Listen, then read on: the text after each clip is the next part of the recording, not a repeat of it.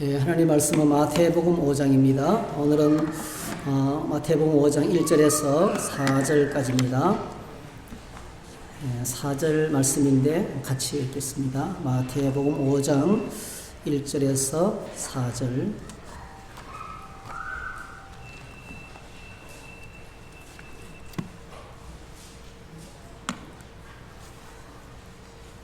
같이 읽겠습니다. 예수께서 무리를 보시고 산에 올라가 앉으시니 제자들이 나온지라 입을 열어 가르쳐 이르시되 심령이 가난한 자는 복이 있나니 천국이 그들의 것이며 애통하는 자는 복이 있나니 그들이 위로를 받을 것이며. 아멘. 기도하겠습니다. 사랑의 주님, 주의 말씀을 다시 묵상합니다. 이 시간에 주의 말씀을 나눌 때 진리의 성령께서 오셔서 우리 마음에 깊이 말씀해 주시고 마음판에 새기게 도와주시고 일평생 말씀과 더불어 살아가는 저희 모두가 되게 해 주시옵소서. 예수님의 이름으로 기도하옵나이다. 아멘. 네, 오늘 우리가 함께 나눌 주제는 애통입니다. 애통. 우리는 주변에 애통하는 일들이 참 많이 일어났고 또 계속 일어나고 있습니다. 또 개인적으로도 결코 잊을 수 없는 고통과 슬픔의 시간들이 있습니다. 지금 이번 주간에 저희들은 6.25 70주년이 우리에게 다가오고 있습니다. 우리 민족의 역사는 한마디로 애통과 슬픔의 역사라고 표현할 수 있어요. 위로부터는 대륙의 거대한 세력들이 밑으로 내려오고 아래쪽에서는 해양 세력들이 밀어붙이고 이 좁은 반도국 안에서 도망갈 데도 없고 우리는 반만년 동안 침략을 받으면서 모든 일로 시달렸어요. 지금도 우리는 이 세력들 사이의 틈바구니에서 고통을 당하고 있습니다. 그래서 우리 민족의 역사는 북쪽의 오랑캐들, 남쪽의 예구를 비롯한 수많은 해양 세력들로부터 시달키는 역사였고요. 어느 날 갑자기 집이 없어지고 어느 날 갑자기 사랑하는 사람을 잃고 어느 날 갑자기 나라를 빼앗기고 그래서 우리 힘으로는 도무지 되찾을 수 없는 상황이었는데 하나님의 은혜로 나라를 되찾고 그리고 정말 그 어려운 상황에서 건국을 하고 조금 뭔가 살만하니까 이제 나라가 시작되는 상황인데 조금 뭔가 회복의 기미가 보이니까 6.25 한국 동란이 터졌습니다. 완전히 이루 처참하게 이루 그럴 데 없는 상황이 벌어졌어요. 우리는 6.25를 경험하지 못한 세대가 많기 때문에 얼마나 처참했는지 먹고 사는 것 자체가 불가능했습니다. 입에 풀칠하는 것도 불가능했습니다. 수많은 사람이 굶어 죽어갔어요.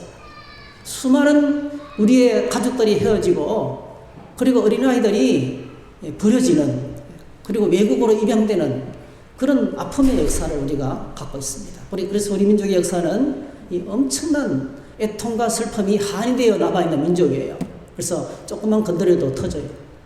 우리 민족이 이렇게 별로 중요하지도 않은 일에 감정적이고 터지는 이유가 그 민족의 역사 가운데 짓밟히고 무르고 속에 한이 있어서 그래요. 이 상처가 있어서 그래요. 민족적인 상처가 우리 안에 남아있는 거예요. 그래서 오늘 저희들도 그게 유전받았어요. 우리가 당하지 않았지만 마치 내가 당한 것처럼 아주 예민하게 여러분 축복합니다. 예수 그리스도 안에서 모든 아픔이 치유되기를 축복합니다. 아무 일도 없는 것처럼 털털 털면서 웃어넘길 수 있는 상황으로 가야 되는 것입니다. 자, 그런데 지금 우리는 어떻습니까? 한동안 정말 세계 역사상 찾아볼 수 없는 그런 성장과 발전을 우리가 경험하면서 풍요를 누려왔어요. 그런데 또다시 이런 경제적으로 또 무서운 전염병의 여파로 어느 순간에 어떻게 될지 내일이 어떻게 될지 모르는 그런 위험과 두려움 속에 우리가 살아가고 있습니다. 우리는 지금 엄청난 위기를 맞이하고 있습니다. 개인적으로도 건강의 문제가 터지고 일터의 문제가 터지고 관계 속에서 문제가 터지고 이런저런 문제가 끝없이 계속되면서 우리가 많이 힘든 상황을 직면하고 있습니다. 이런 상황 속에서 우리는 지금 주님께서 사역 초기에 제자들과 그를 따르는 우리에게 들려주신 이 산상수훈, 주제가 하나님 나라입니다. 하나님 나라. 하나님 나라는 큰 주제를 묵상하게 되었습니다. 우리는 주님이 제일 먼저 선포하신 말씀은 사람들의 생각과 패러다임을 뒤엎어 놓는 말씀인 것을 우리가 살펴봤어요. 계속되는 식민 통치 안에서 하루 이틀 노예살이 하는 것도 아니고 하루 이틀 식민 통치에 받는 것도 아니고 끝없이 계속되는 민족의 정체성마저 잃어버리고 강대국들에게 식민 통치를 계속 받는 이스라엘 땅. 하루 이틀이 아니죠. 그 수탈의 땅, 그 고통 가득한 땅, 그냥 고통의 일상이 되어 있어요. 먹지 못하는 것이 일상입니다. 질병에 붙잡히고 고통에 붙잡히는 것이 일상이 되어 있는 이 고통이 가장 폭발한 이 땅에 참 놀랍습니다. 우리 주님이 찾아오셔서 그들 앞에 모이는 사람들 향해서 제일 먼저 주님이 선포하신 말씀이 야, 이 세상에 불쌍한 것들아, 왜 그렇게 살아가니? 나 같으면 차라리 죽겠다. 이렇게 염세적으로 비관하는 말씀을 전한 것이 아니고요. 너희들은 행복한 사람들이다. 이렇게 그들을 향해서 행복을 선포했습니다. 여러분, 주님이 땅에 오셔서 제일 먼저 하신 말씀이 회개하라, 하나님 나라가 가까웠다.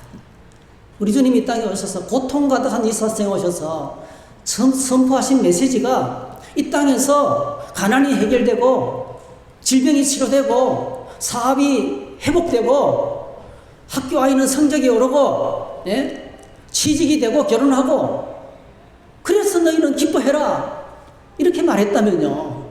이렇게 말했다면 아무런 힘이 없어요.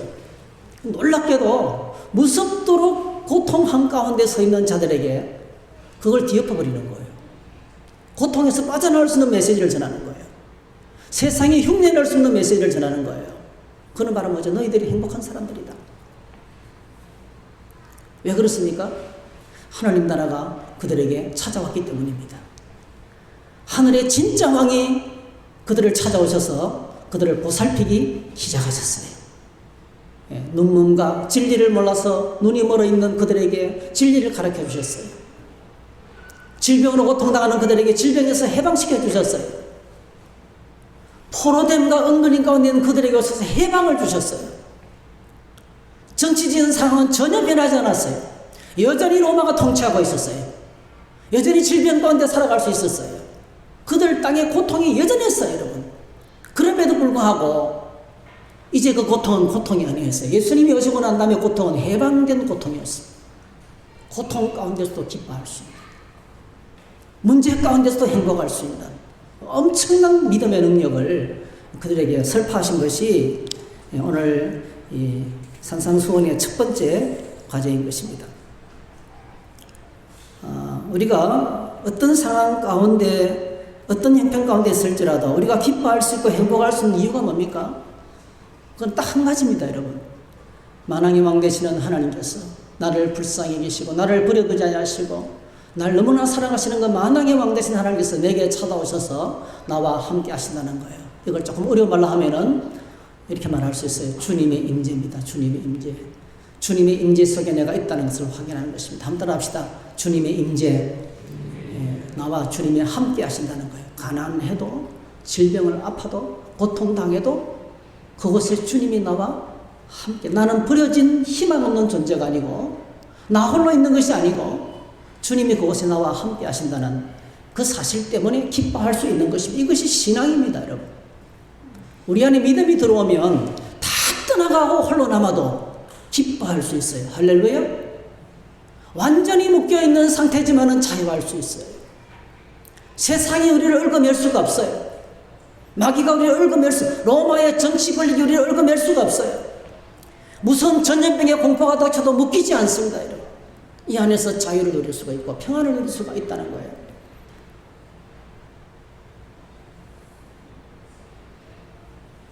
짐 엘리엇 선교사에 대한 이야기를 여러분이 많이 들었을 거예요. 에콰도르,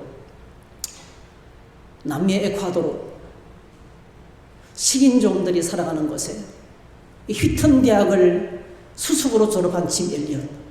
너무너무 아까운 인재죠.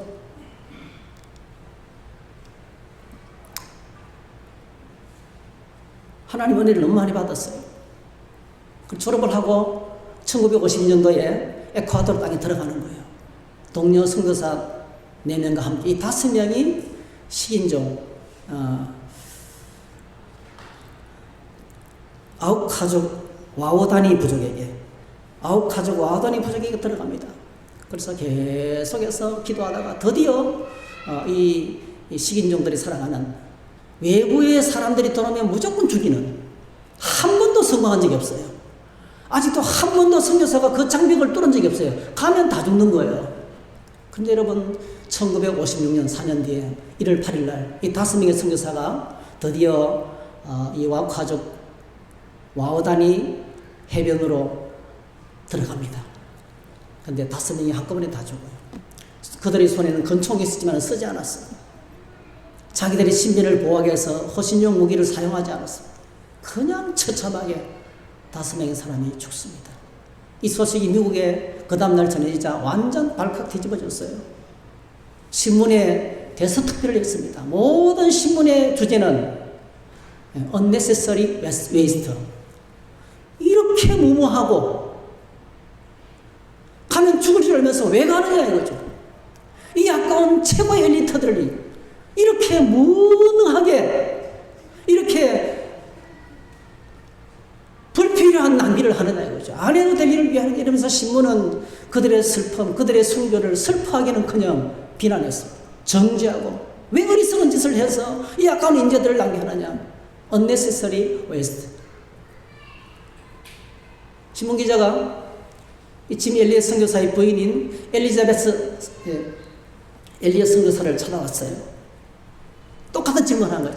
당신의 남편, 그 아까운 인물, 왜 이렇게 무모하게 가면 다 죽는데 가서 죽느냐, 이렇게 불필요한 낭비를 하느냐, 이런 질문을 똑같이 던졌을 때 이 엘리자베스 엘리엇 선교사가 오늘 산상수훈의 말씀을 들려줬어요. 가난한 사람은 복이 있습니다. 애통해 하는 사람은 복이 있습니다. 온유한 사람은 복이 있습니다. 의를 위해서 박해를 받는 사람은 복이 있습니다. 박해를 당하고 가난을 당하고 눈물을 흘리고 애통해도 기뻐할 수 있는 이유는, 기뻐하라고 했는데 기뻐할 수 있는 이유는 가난의 문제가 해결되고 슬픔의 문제가 지나갔기 때문이 아닙니다. 가난이 해결되고 슬픔이 지나가고 애통이 해결되어서 기뻐하는 기쁨은 누구나 할 수 있지만 주님이 하신 말씀은 그대로 여전히 애통합니다. 여러분, 누구보다 나는 슬픕니다. 근데 내가 기뻐할 수 있는 이유는 그 고통 가운데 있는 나와 주님이 함께 하시기 때문입니다.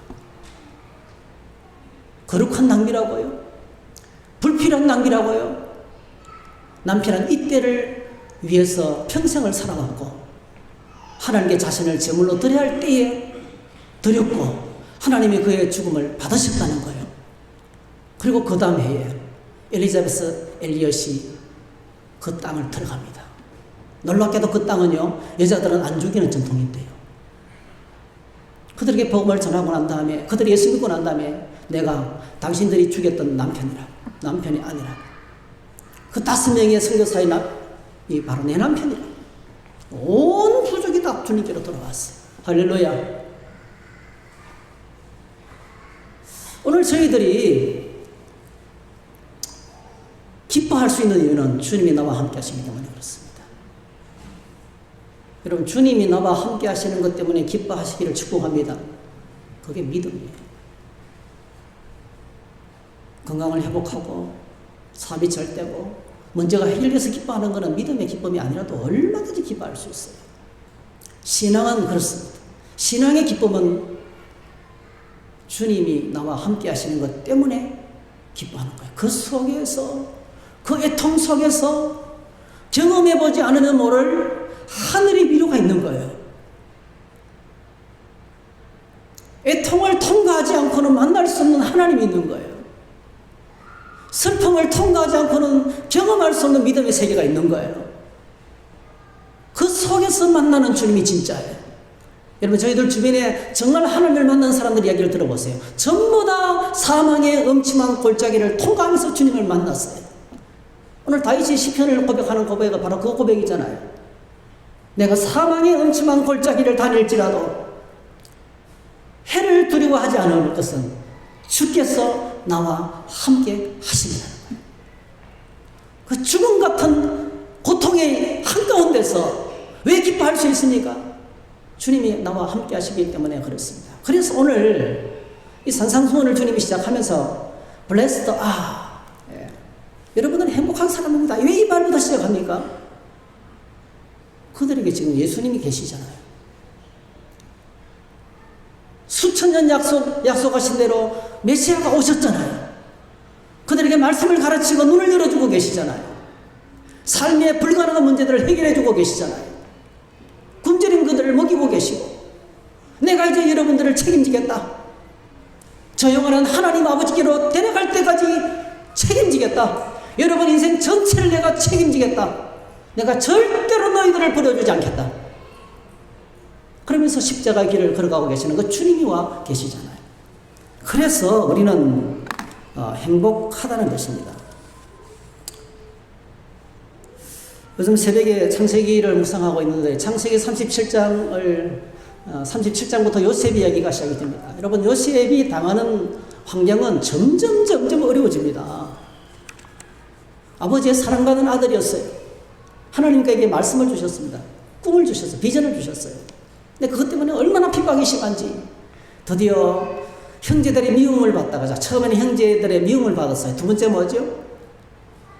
구덩이에 집어넣어서 죽이려고 했어요. 그러다가 뭐죠? 백조의 대낮에 인신매매를 당했습니다. 탈퇴한 것이 다행이라 뭐죠?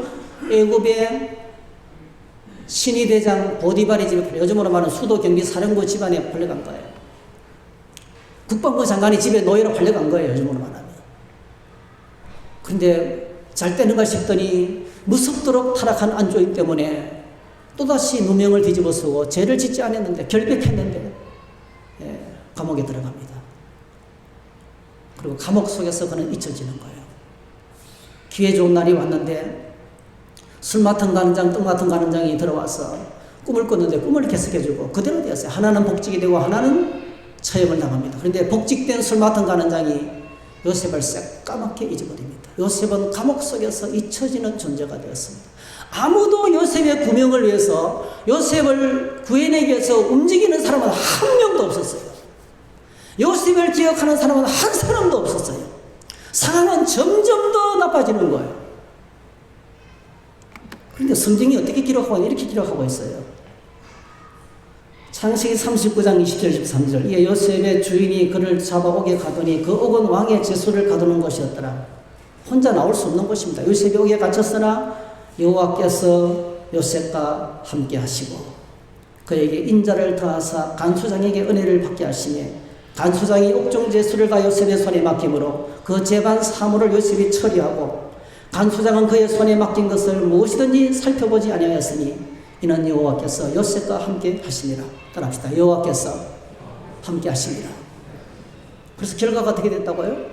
그가 형통했대요. 상황은 점점점 안 좋아지는 거예요. 여러분, 이게 진짜 신앙의 기쁨이에요. 상황은 점점점 안 좋아지는데 깊은 감옥 속에 홀로 남아있는데, 시편 119편에 보니까 그의 혼이 쇠사슬에 묶였다 했어요. 우리가 정말 심각한 위기를 만나면 혼났다는 표현하고 똑같아요. 와, 혼났다. 죽을 뻔했다는 표현하고 똑같아요. 실제로 요셉은 그 속에서 죽을 고통을 통과하고 있는 거예요. 그런데 성경에서 바라보는 관점은 달라요. 여호와께서 그와 함께 하심으로 그가 형통했다는 거예요.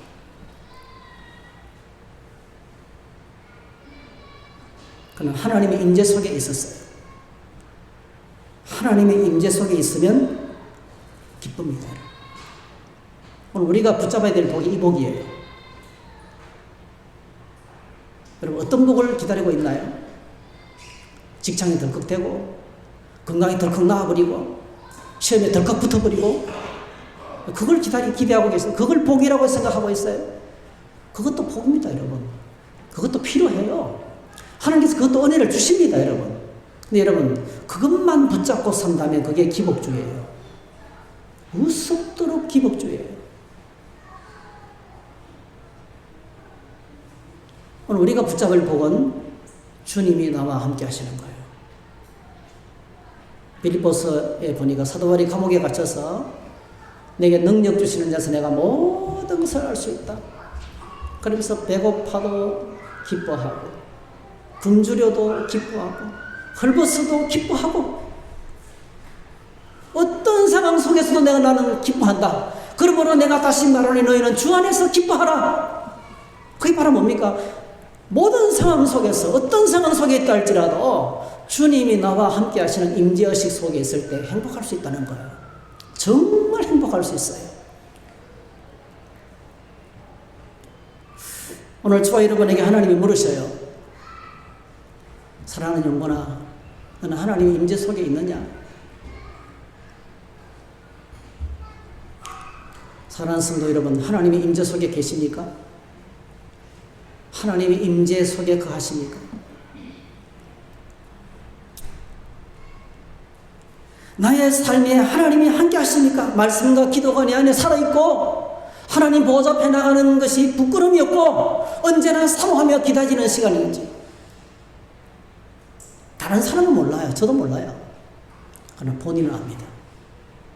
본인은 내가 하나님의 임재 속에 있는지 없는지 압니다. 저는 여러분들이 하나님의 임재 속에 거하는 행복한 사람이 되기를 축복합니다. 이것이 산상수훈을 푸는 열쇠예요. 오늘 산상수훈에 푸는 최고의 열쇠가 바로 여기에 있어요. 이게 하나님 나라라는 거예요.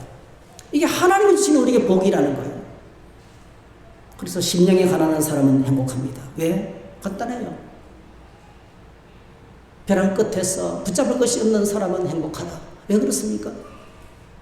천국이 그들의 것입니다. 하나님이 그를 다스리고 하나님께서 그와 함께 하시기 때문에 행복하다는 거예요.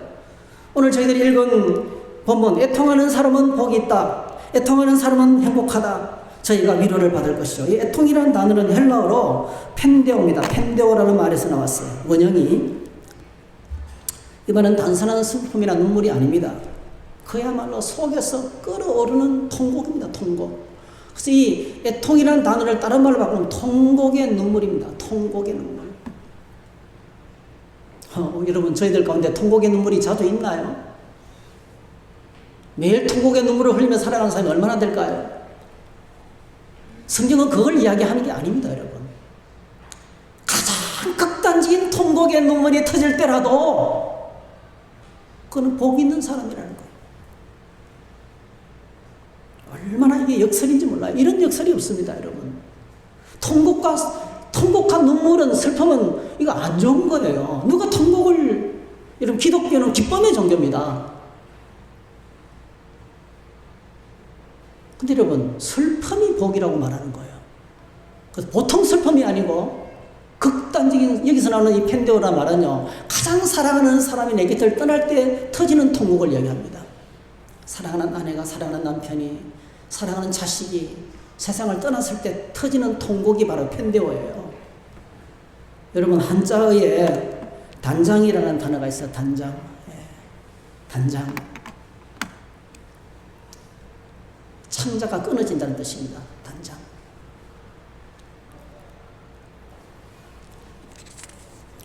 진나라의 한온이라는 장수가 북쪽에 사는 총나라를 이제 계속 속을 썩이니까 정복하러 올라가면서 양자강을 거슬러 올라가고 있는 거예요. 근데 양자강 하루에서 그 부하 군사 중에 한 명이 원숭이 새끼를 잡아가지고 배에 탄 거예요. 그런데 어미 원숭이가 백리를 따라오면서 우는 거예요. 배가 지나가는 옆을 계속 어미 원숭이가 백리를 따라오면서 우는 거예요. 신경이 거슬릴 정도로 우는 거예요. 완전히 목이 터지라 우는 거예요. 그러다가 배가 드디어 협곡을 지났는데 원숭이가 높은 언덕 위에서 밑으로 배로 떨어져 내리는 거예요. 몸을 던져서 배에 떨어지는 순간에 완전히 박살이 나서 피를 한 바가지 쏟고 죽어버렸어요. 그런데 그 배를 갈라보니까 그 안에 창자가 완전히 토막토막 나 있다는 거예요. 얼마나 그의 슬픔이 컸던지 창자가 전부 다 끊어져 있었더라. 그래서 여기서 단장이라는 단어가 생기게 된 거예요. 인간의 언어로는 표현할 수 없는 극단의 슬픔을 이야기할 때 이 단장입니다. 여러분이 잘 아는 그 노래 미아리 눈물 고개 님이 떠난 이별 고개. 그 노래 제목이 뭐죠? 단장의 미아리 고개. 6.25 동란 때 벌어진 처참한 그 상황을, 그 애통이 폭발하는 상황을 묘사한 것이 단장이에요. 그 노래 부르면 그냥 눈물 나요. 단장의 미아리 고개. 오늘 집에 가서 한번 불러보세요. 그냥 부르기만 해도 이게 좋은 게 아니고 막 정말 이게 끓어오르는 감정이 느껴져요. 얼마나 처참했던 그 당시 상황이 눈에 선한 거예요. 이 우리 민족이 받았던 애통인 것입니다, 여러분. 그런데 뭐라고 말씀하고 계시냐면 주님 이렇게 말합니다. 한번 따라합시다. 애통하는 자는 복이 있다. 이 말이나 돼요? 그 극도의 슬픔을 당하는 자는 복이 있다. 여러분, 여러 가지 애통이 있어요. 우리는 여러 가지 때문에 애통이 합니다. 억울해서 애통이 합니다. 자존심이 상해서 애통이 합니다. 먹고 살 길이 막막해서 애통이 합니다. 그리고 애통인 것처럼 보이는데 가짜 애통이 있어요. 가짜 애통. 토마스 왓슨이라는 사람이 유명한 설교가죠. 이 산상수훈을 강의하면서 유사 애통이 있다. 성경 속에도 가짜 애통이 많다는, 짝퉁 애통이 많다는 거예요. 첫 번째는 어떤 것이 있냐면 자기 절망적인 애통이 있습니다. 자기 절망적인 애통. 가룟 유다가 자신이 예수님을 팔아먹고 주님이 형장으로 가는 걸 보면서 그제서 자기가 엄청나게 잘못다는 것들을 깨닫습니다. 그리고 후회 속에 자살합니다. 가룟 유다 애통은 뭐죠? 자기가 자신을 스스로 절망하는 애통이었습니다. 이거는 성경적인 애통이 아니에요. 자기가 스스로 목숨을 끊는 애통이에요. 그런다고 문제가 해결되는 건 전혀 없습니다. 가짜 애통이에요. 그 다음 위선적인 애통이 있습니다. 가장 대표적인 인물이 사울왕이에요. 사울왕이 다윗을 쫓아가는데요. 다윗은 그의 사위입니다. 가족입니다. 그런데 여러분, 똑같은 패턴이 있어요. 쫓아갔다가 다윗에게 감동을 받고는 후회합니다. 그리고 눈물까지 찔찔 흘립니다. 다시는 내가 이런 일을 안 하겠다고 결단까지 합니다. 그런데 상황이 바뀌면 또 분노합니다. 또 창을 던집니다. 또 군대를 동원합니다. 그 눈물은 바로 뭐죠? 위선적인 눈물입니다. 그게 바로 위선이에요. 억지 눈물이 있습니다. 억지 눈물.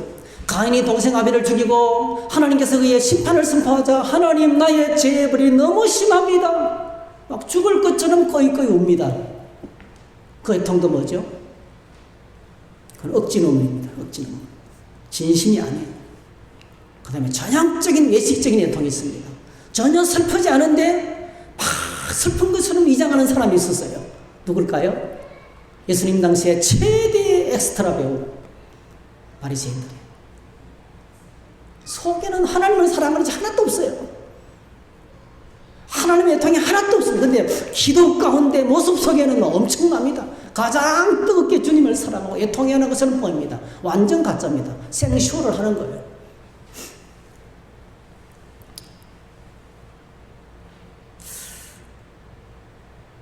오늘 주님이 본문에서 하는 애통은 무엇입니까? 어떤 애통일까요? 우리는 주님 앞에 있는 백성들의 상태를 좀 알아야 돼요. 어떤 상태입니까? 영적인 상태죠. 여러분 항상 우리가 하나님 앞에 나올 때 나의 영적인 상태가 좀 진단되었으면 좋겠습니다. 이게 제일 큰 은혜예요. 나의 영적인 상태를 진단하는 것이 중요합니다. 오늘 저희들이 본문을 이해하기 위해서는 이 본문이 어디서 왔는지 생각해야 되는데 가장 중요한 것이 맥락이죠. 맥락. 오늘 이 본문은요. 메시아이신 예수님이 오셔서 백성들에게 복을 선포하는 건데요. 이게 어디서 왔나 하면 이사야서 61장하고 똑같아요. 오늘 이 본문의 배경은 이사야서 61장이에요. 이사야서 61장에 이런 말씀이 있습니다. 이 말씀은 예수님께서 누가복음 4장에서 사역을 시작하면서 회당에서 첫 번째로 책을 펼쳐서 읽었던 본문이에요. 사역을 시작하면서 자기가 누군지 말씀했는데 이사야서 61장에서 소개된 메시아가 자기라고 이야기하는 거예요. 구약 성경에서 메시아에 대한 예언이에요. 이 예언 속에 뭐가 있습니까? 구세주를 기다리는 하나님의 백성들의 상태를 그대로 적나라하게 표현하고 있습니다. 주 여호와 여기 내게 내리셨으니 이는 내게 여호와께서 내게 기름을 부어사 어떤 자요? 가난한 자, 심령이 가난한 자, 가난한 자부터 나옵니다. 아름다운 소식을 전하게 하려 하시면 나를 보내서 마음이 상한 자 누구예요? 마음이 상한 자가 누구예요? 애통하는 자. 그 다음에 포로된 자, 갇힌 자, 포로된 자, 갇힌 자, 눌린 자. 이거는 뭐예요? 이거는 장차 이스라엘이 이사야가 외치는 그 이스라엘 말씀을 듣고 있는 이스라엘 백성들이 하나님을 반역하고 말씀을 버리고 하나님을 떠나보로 말미암아 그들이 나라가 망합니다. 성전이 부서지고 느부갓네살 왕의 공격을 받아서 다 포로로 붙들려가고 바벨론으로 붙들려 바벨론으로 포로되고 짓밟히고 착취당하고 고통당하는 그 포로된 이스라엘 백성들의 상태를 얘기하는 거예요. 당연히 가난하죠. 당연히 극한 애통이 터지죠. 놀라운 그 극한 애통의 자리에 여러분 놀랍습니다. 그래서 모든 것이 끝나버리고 영원히 형벌 가운데 늘 알았는데 우리 하나님 그런 분이 아니에요. 우리 하나님 전혀 그런 분이 아닙니다. 그 혹독한 포로살이 가운데서 모든 걸 다 잃어버렸는데 이게 말해보죠. 심령의 가난. 다 떠나가는 남아있는 게 하나도 없는 거예요. 내 안에 방을 힘이 하나도 없는 거예요. 내 안에 있는 자원이 고갈된 거예요.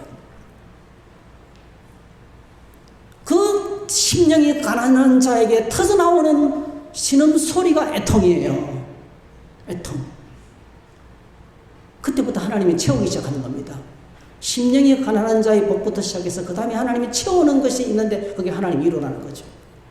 어떤 위로가 찾아왔습니까? 다 잃어버린 줄 알았는데 2절 3절 놀랍습니다. 여호와의 은혜의 해와 우리 하나님의 보복의 날을 선포하며 모든 슬픈 자를 위로하되 이게 모든 슬픈 자가 누구예요? 애통하는 자예요. 무릇 시온에서 슬퍼하는 자에게 화관을 주고 그 죄를 대신하여 죄는 사람이 죽었을 때 뒤집어쓰는 죄예요. 슬픔을 표시하는 겁니다. 죄를 대신하여 기쁨의 기름으로 그 슬픔을 대신하며 찬송의 옷으로 그 근심을 대신하시고 그들의 의의 나무 곧 여호와께서 심으신 그 영광을 나타낼지라 일컬음을 받게 하려 하십니다. 이 말씀이 예수님에 관한 이사야의 예언입니다. 여러분. 이 당시에 이스라엘 백성들의 영적인 상태하고 지금 주님 앞에 있는 백성들의 상태하고 똑같은 거예요.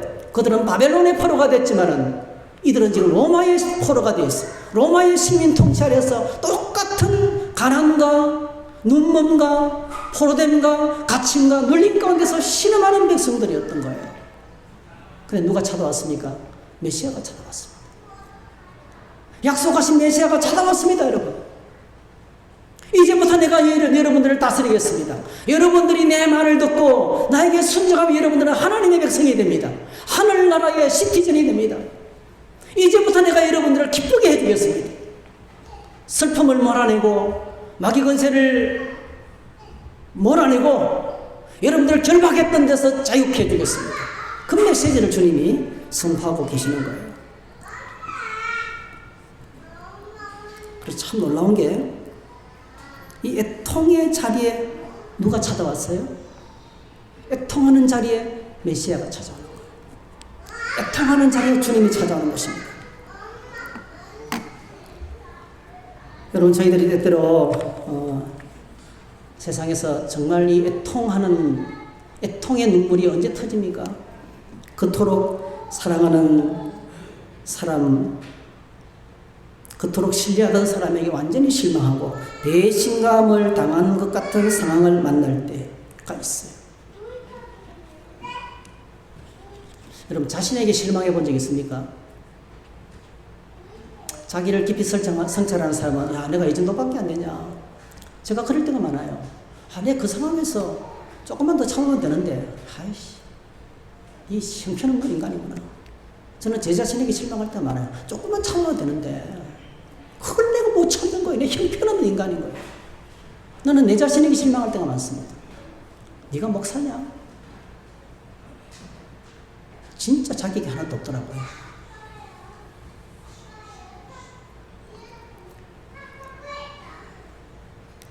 주변에 그토록 존경했는데 배신 때리는 사람이 있습니다.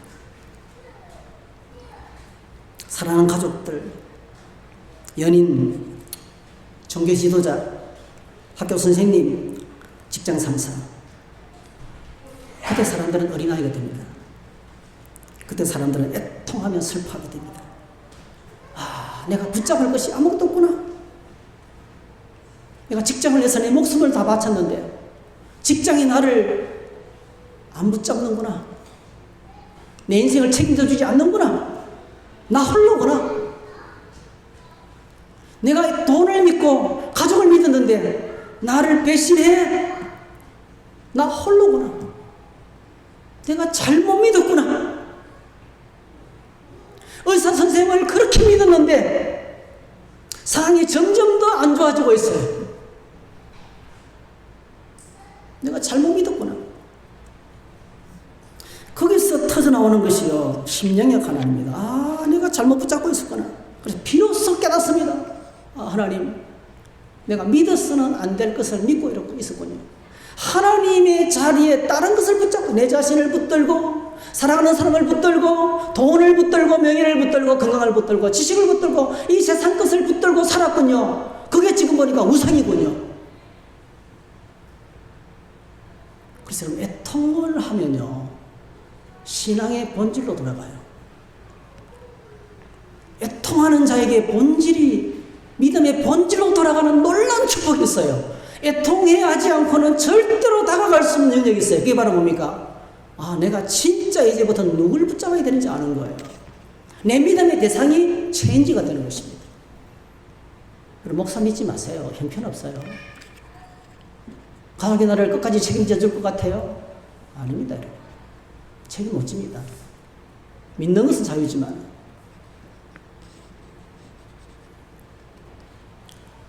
주변에 보니까 가족들이 부모를 책임 안 지더라고요. 막 가슴이 제가 터져요. 낳아주고 길러주고 전부를 다 바쳤는데 내치더라고요. 내쳐요. 그때 여러분 홀로 됩니다. 홀로 됩니다.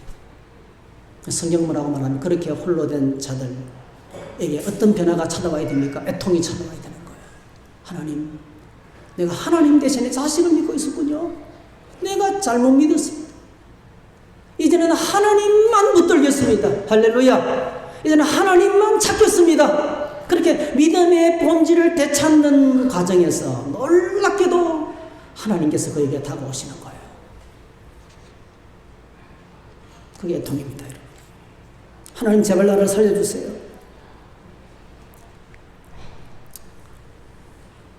애통과 슬픔을 통해서 우리는 우상을 버리고 하나님께로 돌아오게 됩니다. 제일 먼저 우리는 그래서 우리 자신을 보고 통쾌해야 됩니다. 내 자신을 보고 애통해야 하는 시간을 가져야 돼요. 예수님께서 십자가를 지시고 골고다를 향해서 올라오실 때 여인들이 뒤를 따라오면서 오열하며 통곡했습니다. 여러분, 누군가 내가 고통을 당하는데 엄청나게 많은 무리들이 뒤에서 통곡하며 따라오고 있어요. 얼마나 아름다운지 몰라요. 여러분, 슬퍼하는 사람들과 함께 슬퍼할 수 있기를 바랍니다. 세상은 무자비합니다. 여러분, 초보 운전 딱지 붙여도 뭐 긍휼의 마음이 없어요. 아무 소용없습니다. 긍휼을 붙여요. 제가 자주 길을 건널 때마다 자주 경험하는 거예요. 파란불이 지나서 나는 직진하고 또 뒤에 차는 좌회전해서 가는데 세상에 사람들이 건너고 있는데 밀어붙이는 거예요.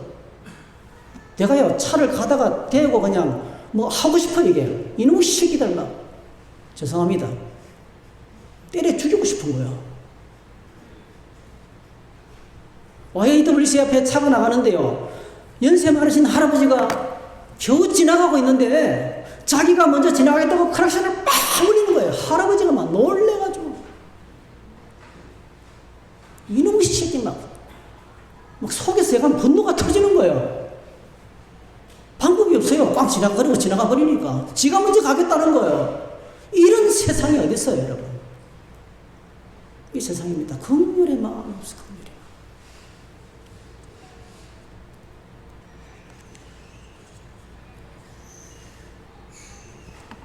그 여인들을 향해 주님께서 말씀하셨어요. 예수께서 돌이켜 그들을 향하여 이르시되 예루살렘의 딸들아 나를 위하여 울지 말고 너희와 너희 자녀를 위하여 울라 그랬어요. 나를 위해서 울지 말라. 너를 위해서 울라. 너희와 너희 자녀 하나입니다. 너희를 위해서 울으라. 네 자신을 위해서 울으라고 말했어요, 여러분. 성경을 보면 자신을 위해서 통곡하며 울었던 사람들이 있습니다. 하나님의 마음에 합했던 다윗이 어느 날 엄청난 실수를 저질렀습니다.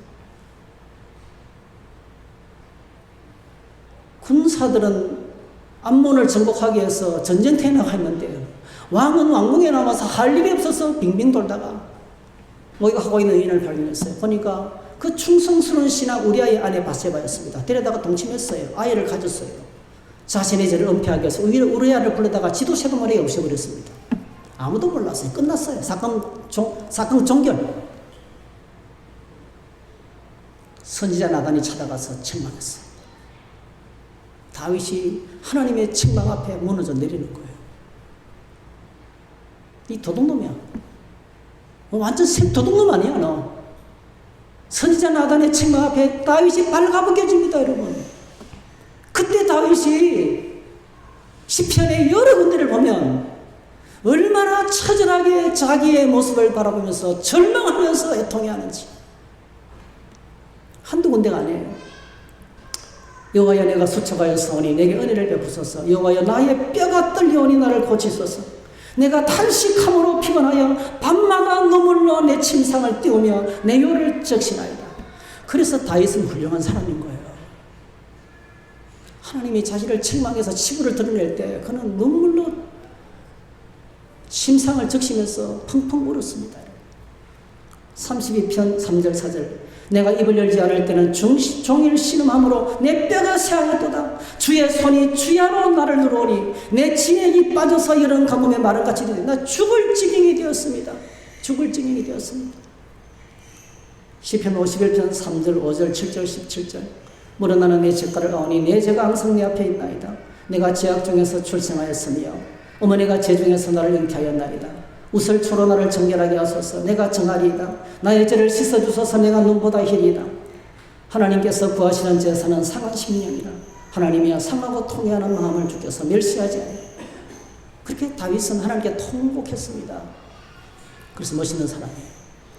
자기를 깊이 하나님 내가 어머니의 뱃속에서 나는 철저하게 죄인입니다. 내 죄를 내가 보고 내가 통곡했습니다. 자기 성찰의 시간을 가졌어요.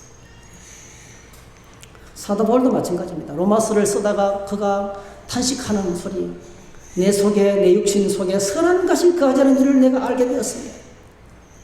하나님, 오란 나는 공고한 사람이로다. 이 사망의 모에서 누가 나를 건져내야. 다윗이 막 통곡하는 거예요. 자신의 죄를 보고 통곡하는 거예요. 다윗은 겉으로 보기에는 12지파를 통일한 나라의 왕이었어요. 원수들을 정복해가는 대단한 왕이었어요. 그런데 자기 속에 있는 죄가 자기를 함몰시키고 있는 것을 몰랐습니다. 하나님의 말씀을 듣고 그가 하나님 내가 형편없는 사람이군요 깨닫고 무너져 내리는 겁니다. 통곡이 터지는 거예요. 히스기야도 똑같습니다. 그때 히스기야가 병들어 죽게 되면 아모스의 아들 선지자 이사야가 그에게 나아가서 그에게 이르되 너는 죽는다. 짐을 정리해라.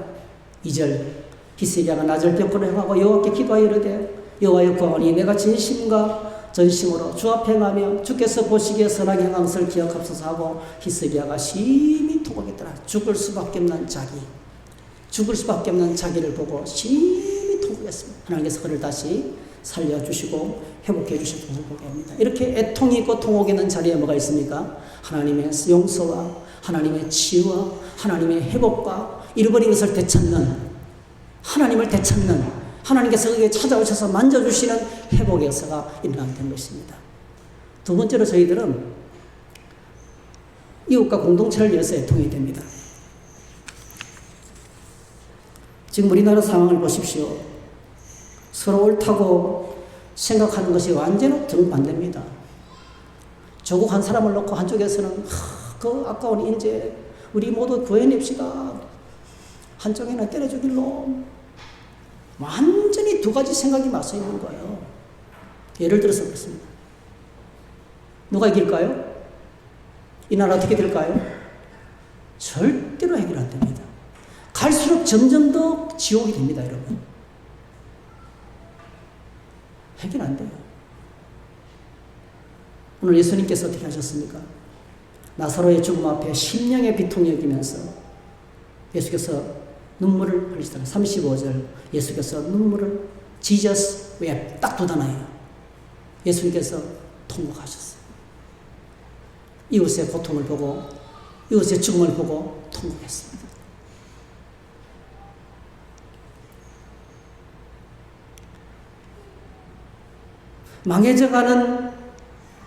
망해져가는 조국을 끌어안고 예레미야는 눈물의 통곡을 올려드렸어요.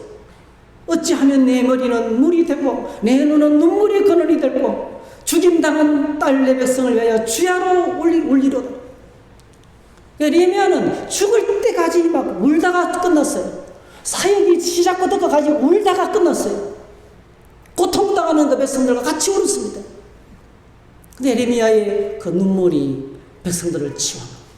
메시아를 기다리는 하나님의 사람으로 바꿔놓게 된 것입니다. 느헤미야도 마찬가지입니다.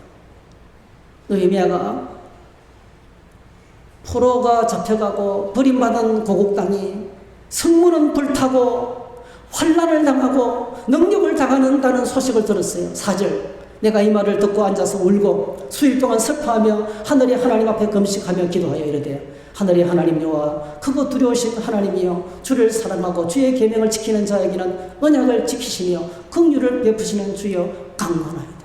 얼마나 통곡하며 기도했던지 왕이 너 얼굴이 왜 그러냐?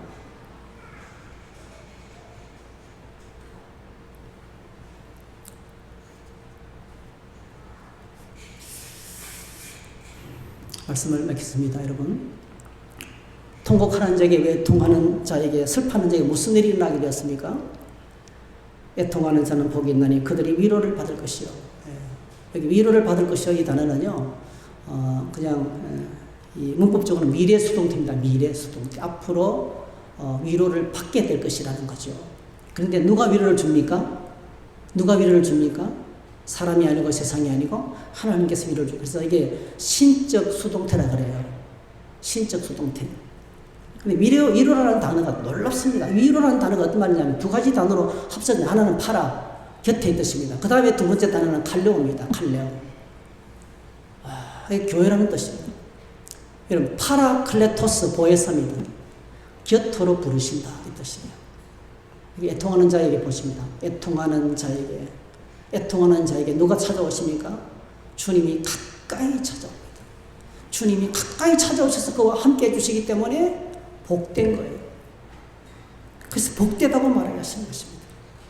스펄전 목사님이 이렇게 말했어요. 천국은 메마른 눈을 가지고는 열리지 않는다. 천국은 메마른 눈을 가지고는 열리지 않는다. 오늘 저와 여러분들의 모습을 한번 살펴보시기 바랍니다. 하나님 앞에 눈물이 마르지 않았습니까?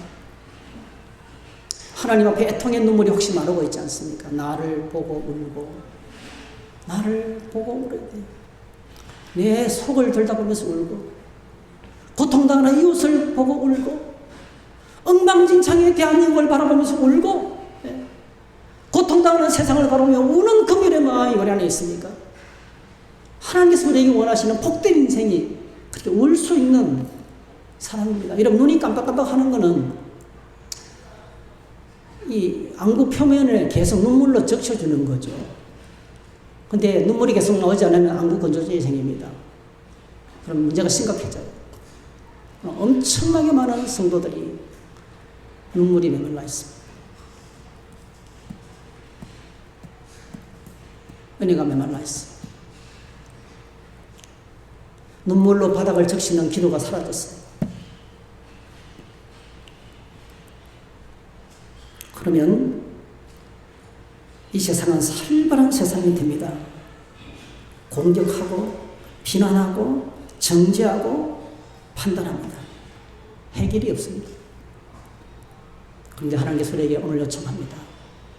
우리가 할 수 있는 상황, 아무것도 없음을 인식하고 다시 애통을 회복해야 돼요. 눈물의 기도를 회복해야 돼요.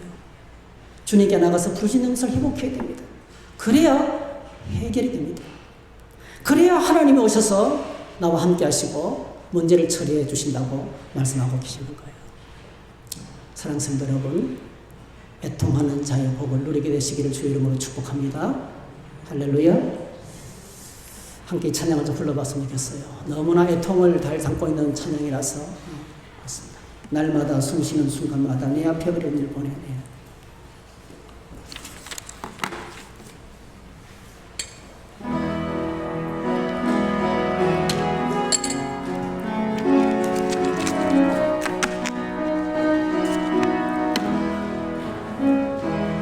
날마다 숨쉬는 순간마다 내 앞에 어려운 일 보내 주님 앞에 이 몸을 맡길 때 슬픔 없네 두려움 없네 주님의 그 자비로운 손길 항상 좋은 것 주시도다 사랑스레 아픔과 기쁨을 수고와 평화와 안식을 날마다 주님 내 곁에 계셔 자비로 날 감싸 주시네 주님 앞에 이 몸을 맡길 때 힘주시 내 위로함 주네 주님의 나를 품에 안으시소 항상 평안함 주시도다 내가 살아 숨을 쉬는 동안 살피시다 약속하셨네 인생의 어려운 순간마다 주의 약속 생각해보네 내 맘속에 잃지 않고 말씀 속에 위로를 얻네 주님의 도우심 바라보며 모든 어려움 이기도다 흘러가는 순간순간마다 주님 약속 새겨봅니다 주님의 도우심 바라보며 주님의 도우심 바라보며 모든 어려움 이기도다 흘러가는 순간순간마다 주님 약속 새겨봅니다 기도하겠습니다. 여러분 시간이 한 1, 2분 정도 하나님 나의 눈의 눈물을 회복시켜 주시옵소서. 나를 보고 울게 하시고 이웃의 고통을 보고 울게 하시고 교회와 민족의 아픔을 보고 울게 하는 눈물을 다시 회복하게 해달라고 간절하게 같이 기도했으면 좋겠습니다. 한 1분 정도 같이 주여 부르고 자기 기도를 올려드리도록 하겠습니다. 주여 하나님 오늘도 이 시간에 주의 보좌 앞에 나갑니다. 주의 보좌 앞에 나갑니다. 애통하는 자는 복이 있다고 말씀하셨습니다. 애통하는 자는 복이 있다고 했습니다. 주여 나에게 다시 한번 눈물의 기도를 회복하게 하시고 내 눈에 눈물이 마르지 않게 해주시고 나를 보고 울게 하시고 우리의 자녀들을 위해서 울게 하시고 이웃을 향해서 울게 하시고 이 민족의 아픔을 바라보면서 울게 하시고 비난하고 정죄하고 판단하지 않게 하시고 애통의 눈물을 흘릴 수 있는 하나님의 백성이 되도록 도와주시고 주의 교회 안에 애통의 눈물이 흐르도록 도와주시고 애통의 눈물이 흐를 수 있도록 도와주시옵소서. 뜨거운 기도를 회복할 수 있도록 도와주시옵소서. 다시 그 첫사랑의 기도를 회복하게 도와주시고 주님을 향한 열정과 뜨거움을 회복할 수 있도록 우리에게 주의 은혜를 부어주시옵소서. 주님 감사합니다. 예수님의 이름으로 기도하옵나이다. 아멘. 네, 조금 시간이 흘렀네요. 죄송합니다. 네. 오늘 이 시간에 우리 귀한 우리 손님이 오셨어요. 우리 한상은 집사님 강유미 자매 가정에 우리 아윤이 오늘 교회 처음 왔어요. 이 참 어려운 상황에 왔는데요. 좀 앞으로 좀 나와주세요. 두 분 좀 앞으로 나와주세요. 네. 코로나 상황이라서 쭉 돌지는 못하고. 네.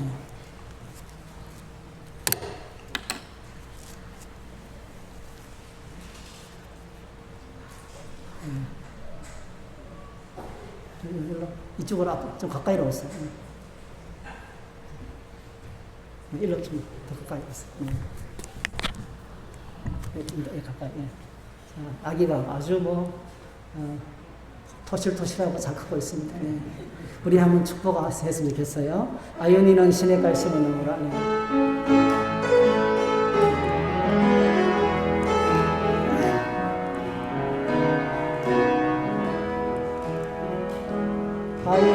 아윤이는 시냇가에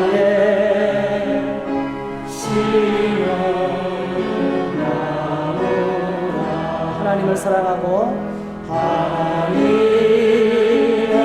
사랑하고 믿음 뿌리면서 주의 뜻대로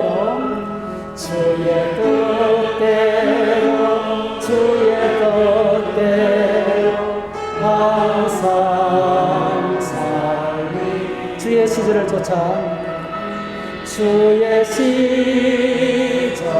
쫓아 구원을 내세우며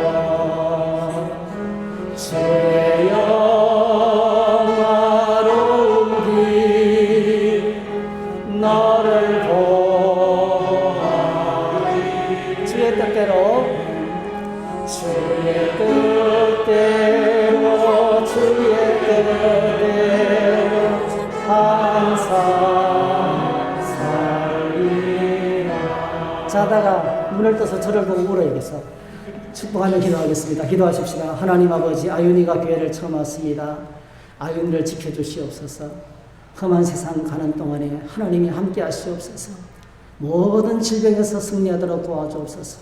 모든 죄역에서 거룩한 주님의 아이로 자라게 하시옵소서. 장차 하나님 나라의 큰 용사가 되게 하시고 우리 한성은 집사님, 강유미 자매의 가정 속에 하나님이 함께 하셔서 천국의 가정이 되도록 축복하시고 자손 대대로 하나님의 복이 거하는 축복된 가문으로 세워 주시옵소서. 함께해 주시기를 소원하고 예수님의 이름으로 축복하며 기도하옵나이다. 우리 한영 성경을 드리도록 하겠습니다. 아윤. 고맙습니다. 네. 그럼 교회 주보 잠시 보시기 바랍니다. 맨 뒷면에 중요한 소식만 나누도록 하겠습니다. 코로나19가 자꾸 이제 이렇게 지역에서 지금 발생하고 있는 상황이기 때문에 이런 특별히 주의하시고 모임 속에 반드시 마스크 착용하시고 거리 유지하시고 창문 여시고 이렇게 해서